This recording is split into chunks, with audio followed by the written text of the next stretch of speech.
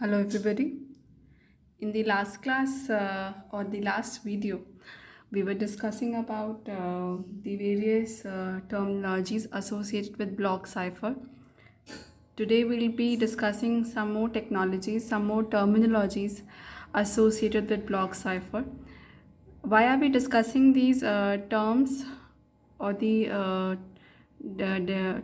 definitions? Discussing these definitions or terms so that you can understand them in future we'll be studying various block cipher techniques wherein you need to know these meanings of terms. So we are studying so we have already studied some of the terms like avalanche effect, completeness effect, and today we will be studying diffusion and confusion. Now, diffusion and confusion, both these words were given by Claude Shannon, as told earlier.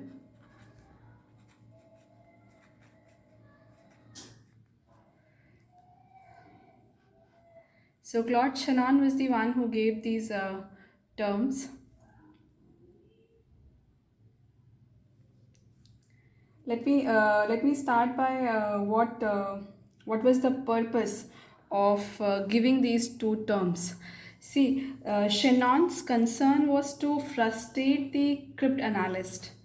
Cryptanalysts who were doing cryptanalysis on the basis of statistical analysis. So his main concern was to frustrate such cryptanalysts.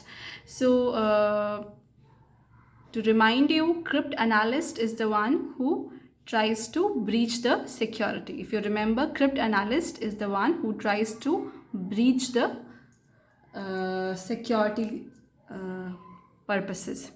If you remember, my second video had the meaning of the cryptanalyst. If you do not understand the meaning of cryptanalyst, please move to the video number 2 or video 1 of this series. Okay, so Shannon's concern was to frustrate such cryptanalysts. And the reasoning behind this is, assume that the attacker has some knowledge of the statistical characteristic of the plain text. That is, the attacker knows something about the plain text, that after regular intervals this word would repeat, might be, or he knows what is the language all about, and what are the frequencies of letters that are going to be repeated. If that kind of information is known to the attacker, that is what we mean by statistical characteristics of the plain text. If all this is known to the attacker, uh, what could be done? If these statistics are known and somehow they are reflected in ciphertext also, somehow these frequencies of plain text is also reflected in ciphertext, what would happen? The cryptanalyst might be able to deduce the encryption key or the part of the key. Even if attacker is able to get to know the part of the key, something could be destroyed, some things could be destroyed. So that is why Shannon introduced two words, diffusion and confusion. He introduced these two words to frustrate statistical cryptanalysts. Once again, who are statistical cryptanalysts? Statistical cryptanalysts are the ones who analyze the statistics of plain text. And what are the statistics in the plain text? Frequency distribution of various letters can be statistics of plain text. There may be words or phrases that are likely to appear in certain types of message. That might be statistical approach of analyzing plain text. And if somehow this statistical appearance of the letters in the plain text is also reflected in ciphertext, somehow you get to know that for this plain text, this ciphertext has been deduced, you might be able to guess what would be the key, or you might be able to guess the part of the key. And if that is done, the purpose of the attacker is fulfilled, and we do not want that. And I'm sorry, Shannon do not wants that. And that is why Shannon invented or proposed two methodologies. One was diffusion, other was confusion. Now, coming to what diffusion is. Basically, diffusion is the relationship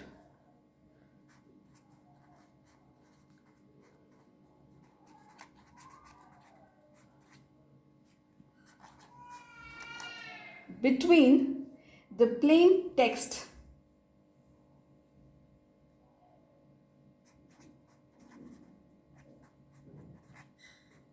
and ciphertext. So diffusion focuses on the complexity. Diffusion is supposed to increase the complexity between the relationship of plain text and ciphertext. It says the more the complex is the relationship between the plain text and the ciphertext, the more will be the more it will be difficult for the attacker to guess what would be the key. So this is another way of frustrating the attacker. So diffusion is basically the mechanism or the statistical relationship between the plain text and ciphertext as complex as possible in order to frustrate the attempts to deduce the key. So that is about diffusion. Now, diffusion is generally done, or diffusion is performed with the help of operation called as permutation. Okay, so diffusion is deals with increasing the complexity between the relationship between the plain text and the ciphertext, and it is done using permutation. Now, to be more emphasizing on what is the complexity that could be increased between the relationship between plain text and ciphertext. So this could be explained in more elaborate manner. See, in diffusion, the statistical structure of plain text is dissipated into long range statistics of ciphertext. Do you understand? What we're trying to say is whatever the plain text is deduced, it is deduced by lot of whatever the ciphertext is deduced using plain text, it is deduced by using lot of plain text. If you use long range of plain text to deduce each bit of ciphertext, you're actually trying to what are you doing? You're trying to dissipate the statistics of ciphertext into long ranges of plain text. That is called diffusion.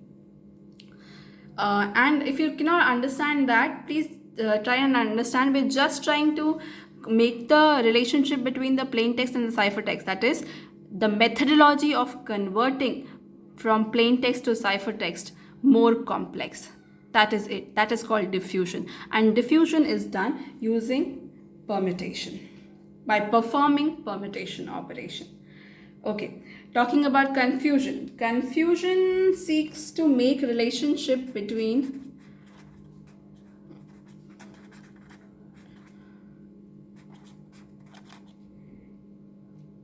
ciphertext and the value of key as complex as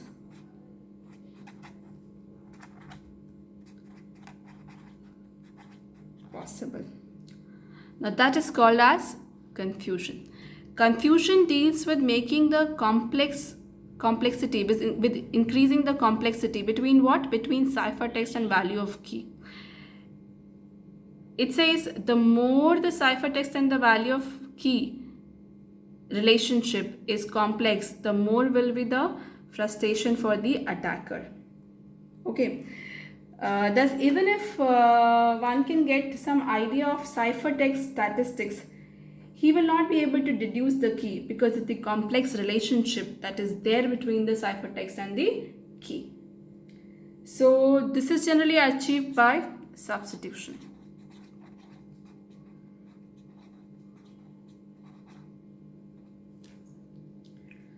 So diffusion deals with making the complexity, with increasing the complexity between the relationship that lies between plain text and ciphertext.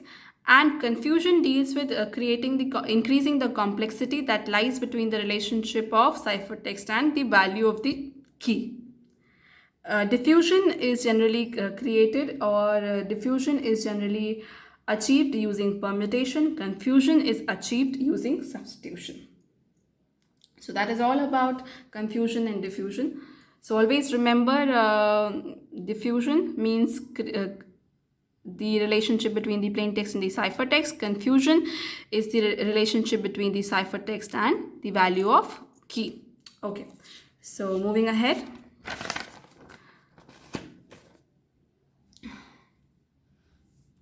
So here we're going to study about feastal structure. Now this is a feastal structure. Feastal structure means the generalized structure for the block cipher symmetric techniques. See, I told you there are a lot of block cipher techniques, right? AES, DES, triple DES. Now feastal structure is the generalized structure for all these block cipher symmetric techniques. So this is just a generalized way of how block cipher techniques work. Okay, so feastal structure was given by Horst Feastel. Horst Feastel gave this feastal cipher structure. So let's understand what is this all about. One more thing, Horst Feastel was a cryptographer by IBM. Okay, moving ahead to what this feastal structure is all about. See, feastal structure, this feastal structure has a simple plain text. You can see here there is a plain text. What we have taken is we have inputted the plain text and we have divided it into two blocks. We have the input of 2 W bits of plain text, and then we are creating two blocks of this 2 W bits. This is how we are creating two blocks. After creating two blocks of W bits, what we're doing is we are dividing it into two halves. One is the left hand side and the other is the right hand side. We are naming it as the left hand side, we are naming it as L0, and right hand side we are naming it as R0. Okay, so the two halves will pass through number of rounds that you can see. There will be number of rounds. These two halves will actually pass to number of rounds.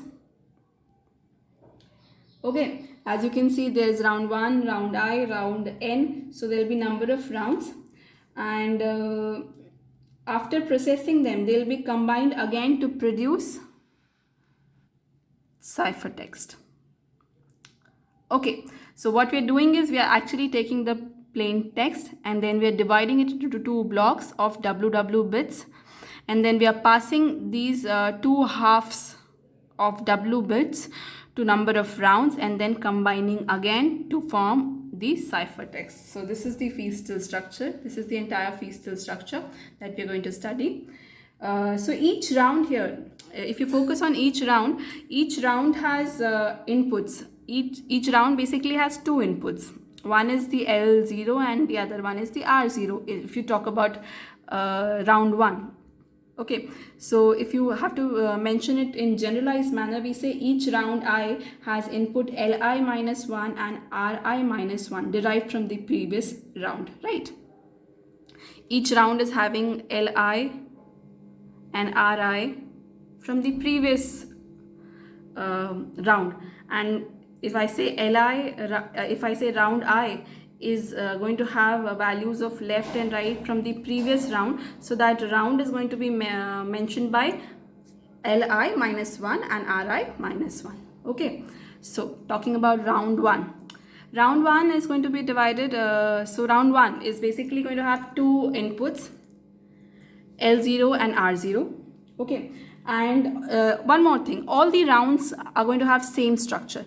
Everything is going to be same in all the rounds, just the inputs will be different, that's it. Okay, so each round, if you see, each round has two inputs of left hand side and right hand side. Along with that, it also has sub key. If you can see, we have key K1 here and Ki here, and similarly Kn here.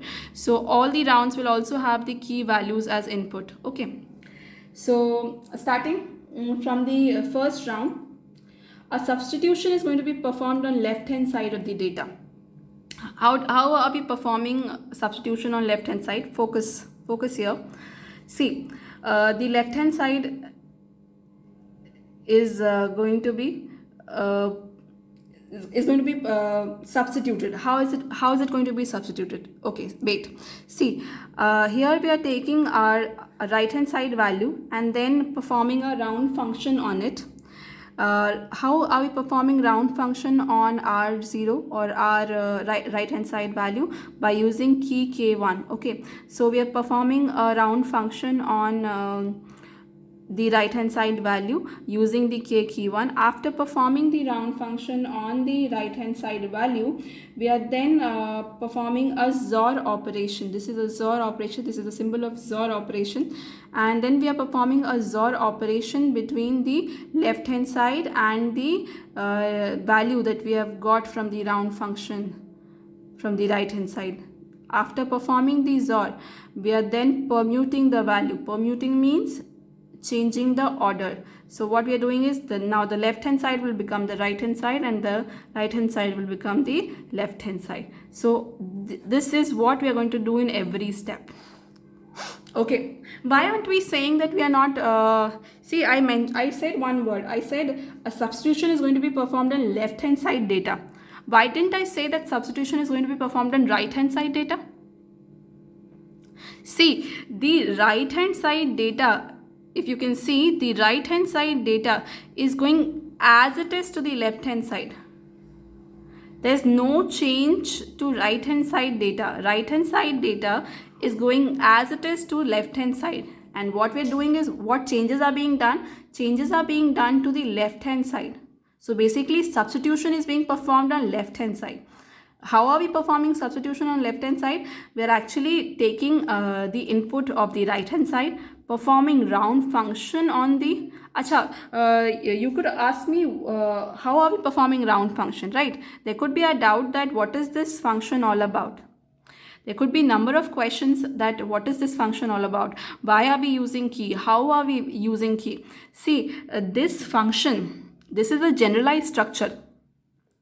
So here we are just assuming that this is a function. This is some mathematical function which is taking K1 and taking right hand side value and achieving some output, and with that output the L0 is XORed. And what would be this function? This function could be anything. And what would this be? The decision of this completely relies on the company that is going to use this structure.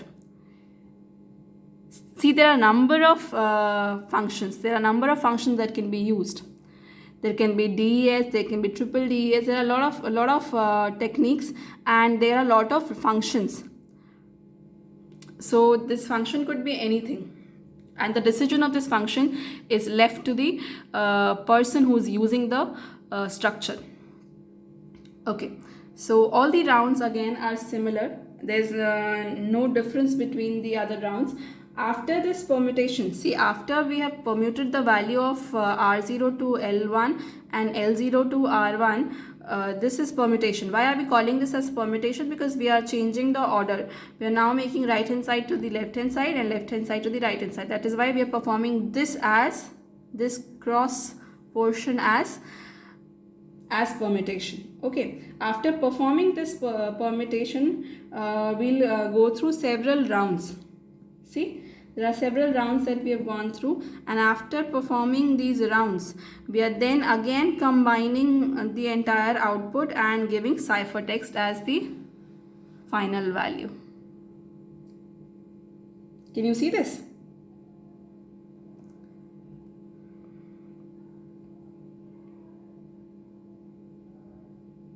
Okay, this entire structure, this entire particular structure can be also called as SP network.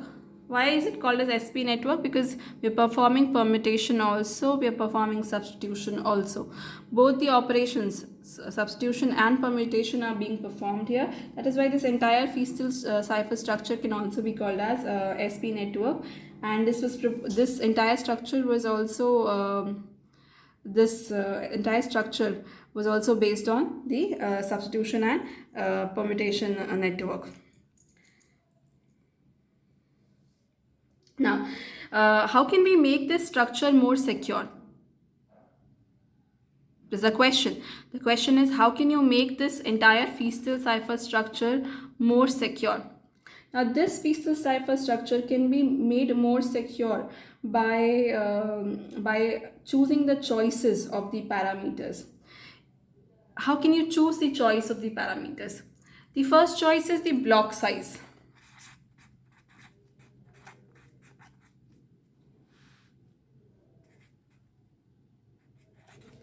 If you can see here, I've just written 2 W bits and then I've converted them into WW bits. So the block size, larger the block size means the greater the security is. But if you increase the size of the block, you reduce the speed of decryption and encryption, because the larger is the size of the block, the more it will take time for encryption and decryption. So the speed will be reduced for a given algorithm. The greater security is achieved by greater diffusion, right? If you elaborate more diffusion into it, more security can be achieved. Therefore, if you make the block size sufficiently large, you can increase the security of the Feastel cipher structure, right? And generally the block size is 64-bit, and in some cases it is 128 bits too. Okay. The second parameter is the key size. The larger the key size means the greater the security is, but this also decreases the time. This also decreases the decryption and encryption speed. Right, the more the size of the key is, the more the time it will take for encryption and decryption, but it will definitely give me more security, and that is what we are concerned about. We are concerned about this structure to be more secure. So the larger the size of the key, the greater is the security of the structure. The larger is the block size, the greater is the security of the Feastel cipher structure. The third parameter is the number of rounds.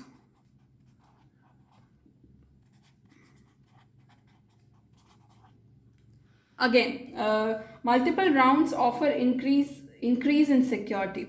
So typically, if you introduce number of rounds in the coming cipher structures, if you introduce multiple rounds, what you will introduce is, you will introduce more security to your cipher structure.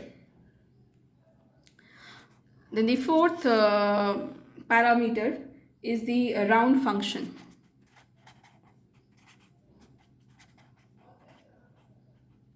This round function, right? So greater is the complexity of this round function, the more is the security. So this round function should be very complex.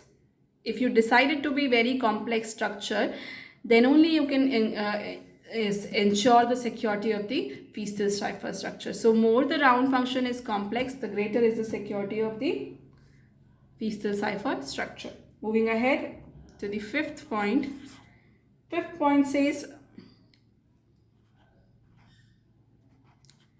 sub-key generation.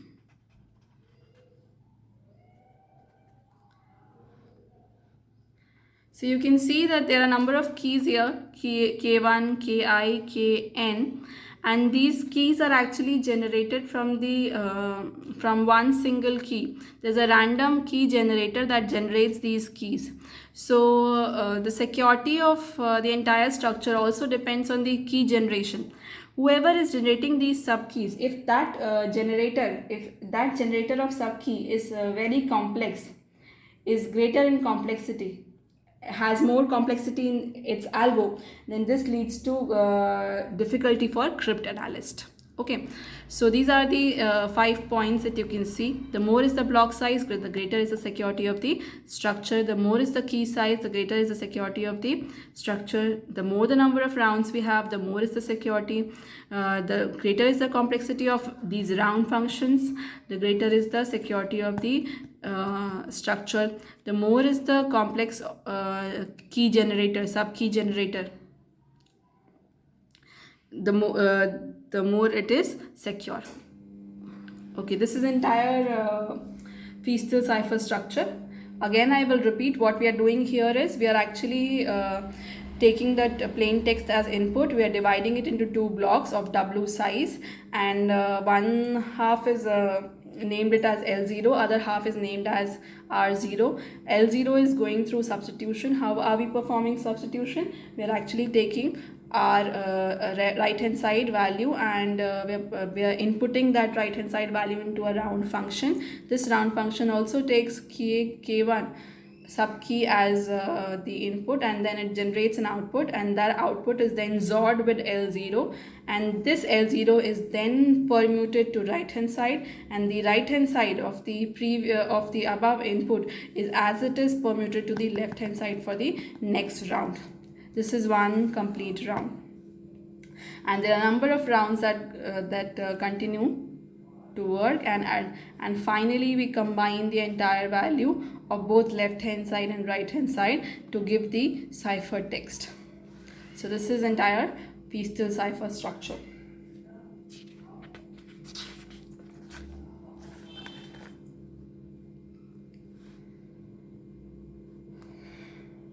So now we'll be studying the first concept.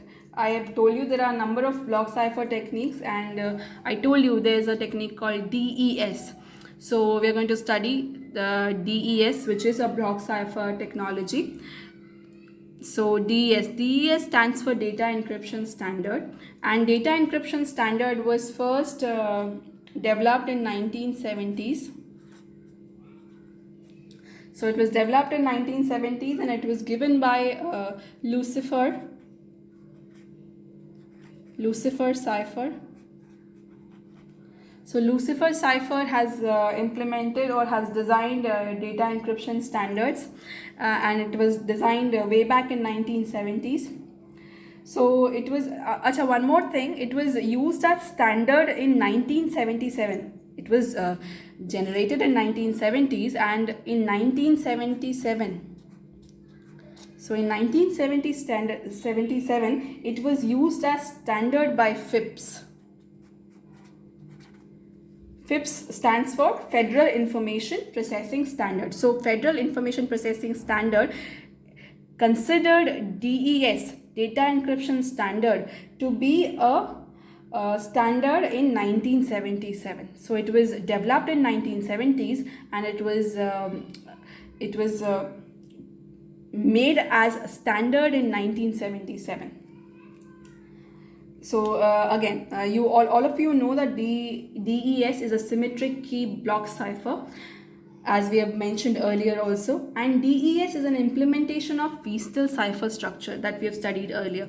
All the block cipher techniques that we'll be studying will be actually taking up idea from Feastel cipher structure. Feastel cipher structure was the generalized way how block cipher techniques would work, and DES is a practical implementation. DES exists, Feastel cipher structure do not exist. It is just the generalized way of how the block cipher techniques work. Okay, so you can say that DES is the implementation of Feastel cipher structure. Okay, so let me see how let me show you how this will work. This entire thing will work. Okay, so this DES is going to have 16 rounds. If you can see, round 1, 2 up till 16. So this is going to have 16 rounds, and we're going to take the plain text of 64-bit. So whatever may be the size of the plain text, we're going to divide it into 64-bit and then take it into our algorithm. Okay, so they're going to be 16 rounds, and we're going to divide the entire plain text into 64-bit blocks. And you can also see the size of the key. The size of the key initially is 56-bit, and then the round key generator is converting it into sub keys, and the size of the sub keys is 48-bit, as you can see here. So each round is going to have the sub key, which is going to be of size 48, and the generator of the key, the whole generator, is going to actually input 56 bits for converting them into sub keys of 48 bits. Okay, so this is the entire DES procedure. If I have to talk about DES procedure can be talked about in 3 steps. Step number 1 is initial and final permutation. You can see that there is an initial permutation and there is also a final permutation. So this is one operation that we are performing here. The second operation is the round function. See, you can see there are a number of rounds here: round 1, round 2, round 16. So the second part is the round function that is being taken in every round, and the third part is the key generation part. If you can see, the key generation part is this part. See, here we just generalized the picture of DES. This is just the generalized picture. What we are doing is we are taking the 64-bit plain text, we are performing initial permutation, then the value is going through some rounds, and each round is also having a value of subkey, and that subkey is being generated by the round key generator. Okay. So basically the entire DES picture can be divided into 3 functions. One is the initial and final permutation, the second one is the round function, and the third part is the round key generator. So we're going to talk about each of them in brief. Let's start by what is initial and final permutation. When we say initial permutation and final permutation, what do you mean by it? See, first 64-bit plain text. As you can see that there's a 64-bit plain text, and it passes through initial permutation. See, here you can see that we are taking up the 64-bit plain text and we are passing it to initial permutation, right? What are we doing here actually? We are just rearranging the plain text. Initial permutation means we are just rearranging the text that we have got. 64-bit is actually reordered. We have just shuffled the plain text in initial permutation, and that shuffling method would be decided by the one who is using DES. Okay, so this is initial permutation. After doing initial permutation, we are generating an input. We are generating an input. See, you can see we are generating an input for the round 1. So this initial permuted value is the input for round 1. Right? And what is being done in the final permutation? After doing round 16, whatever is the input, whatever is the output is now going to be the input for final permutation, and this final permutation is just the inverse of initial permutation. It's just the reverse of initial permutation. Whatever you have done in initial permutation, you will just perform the reverse of that in final permutation. Right, so this is all about permutation. Permutation just means rearranging the values that you've got from the initial plain text. So that is all about permutation. And if you talk about its significance, so they have no cryptographic significance. Or you can say the designer has not disclosed the significance of initial and final permutation. Whoever is the designer, Lucifer Cipher, has not disclosed why are we using initial and final permutation, right? So if someone asks you what is the significance of initial and final permutation, the answer is this is yet not disclosed. The purpose of permutation here is not disclosed. Moving ahead to round function, single round function.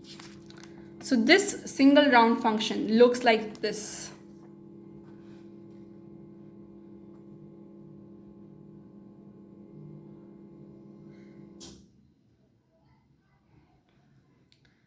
This is our single round function. Whatever you saw here, round 1, round 2, round 16, up till 16, each round here looks like this. Right, now let's see what is being done here. See, you remember what was done before this single round. What was done?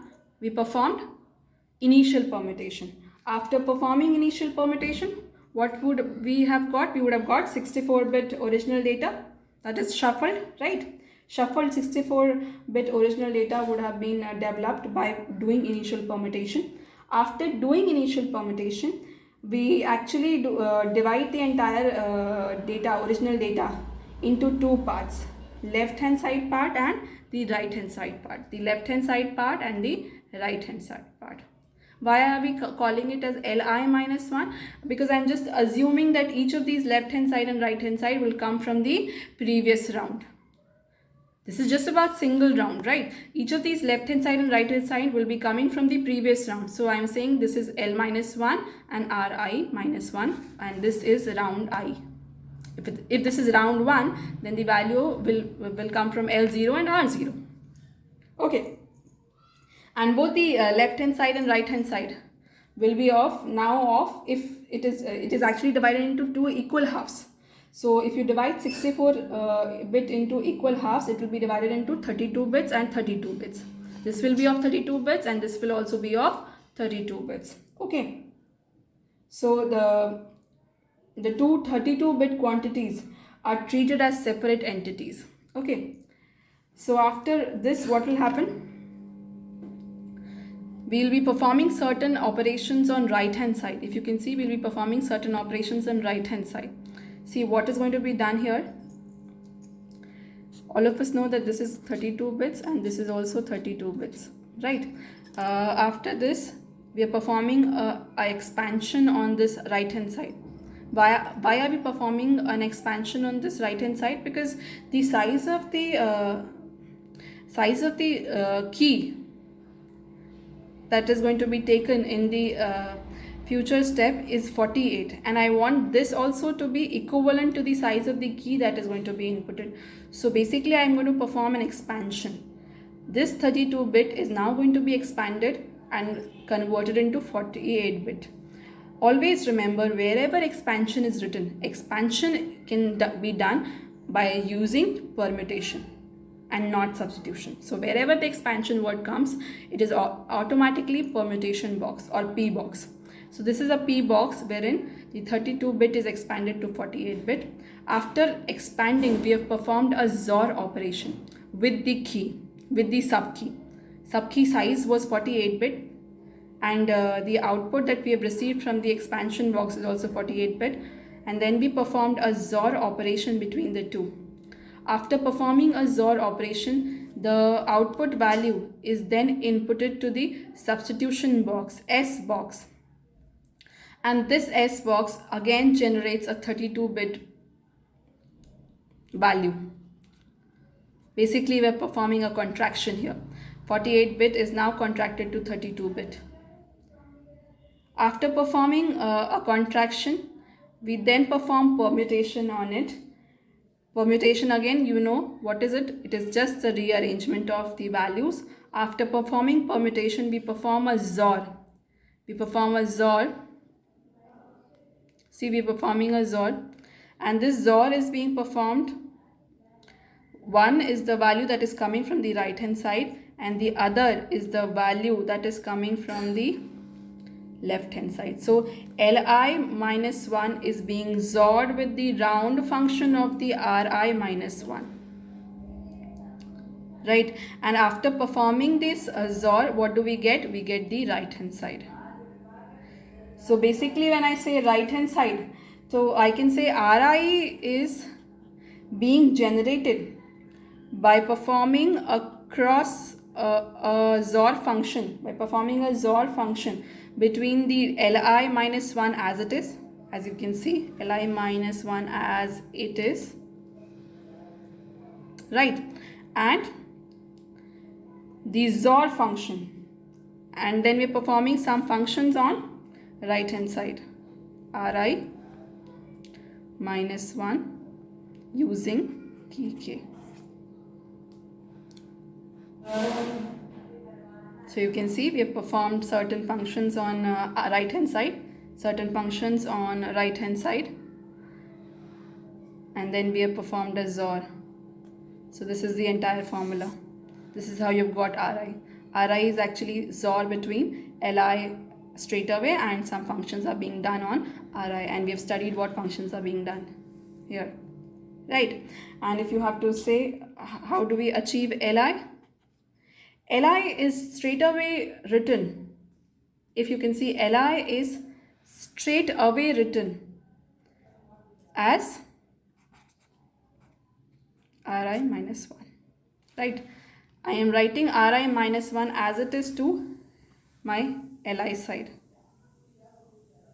Okay, so this is one single round. This single round works like this. Once again, if I have to repeat,